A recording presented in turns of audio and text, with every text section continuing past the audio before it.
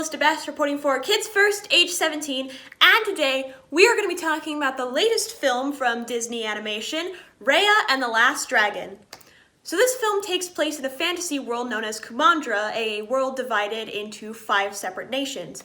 And one day, an evil force known as the Druun sends the world into despair, forcing Raya to go on a journey to find the last dragon and defeat the Druun for good. So to start off, let's talk about the animation.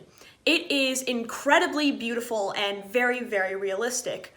Arguably a little too realistic. It's to the point where some shots don't even look animated, they look like real-world photographs. And this is personally just a pet peeve of mine, but I'm not really a fan of the recent trend of ultra-realistic animation. I just feel like it kind of defeats the purpose of animation, and I tend to prefer animation that's more stylized and striking.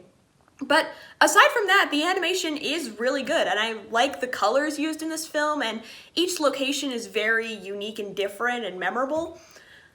Towards the beginning of this film, there is a lot of really, really bad comedy, mostly coming from the dragon Sisu. And while I'm usually a fan of Awkwafina and her comedic timing, the comedy just really doesn't work, and it honestly bogs down a lot of Sisu's first scenes. And my theory for why this is the case is because this film actually has a bit more of a dramatic story in comparison to a lot of other Disney animated films. And I'm guessing maybe one of the executives or something said that they needed to add more comedy to appeal to kids. And after a while, the comedy just kind of stops and it starts playing the story more straight. And honestly, once they dropped the comedy, Sisu became a much more enjoyable character. I do have a few problems with the themes of this film. The actual message itself is fine, the message being that instead of standing divided, we should come together and learn to trust each other. That's not a bad message, but I feel like the actual execution is a bit questionable. No spoilers, but there is a character who I feel like should have gotten more repercussions for the problems that they caused.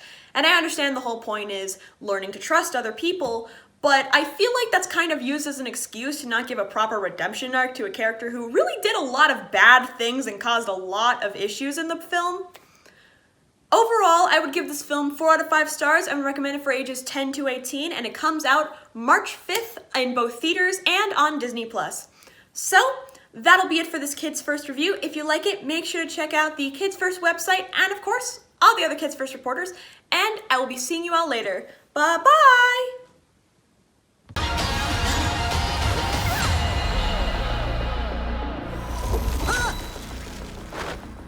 I just shape changed. Dragons can do that? Look how close my butt is to my head.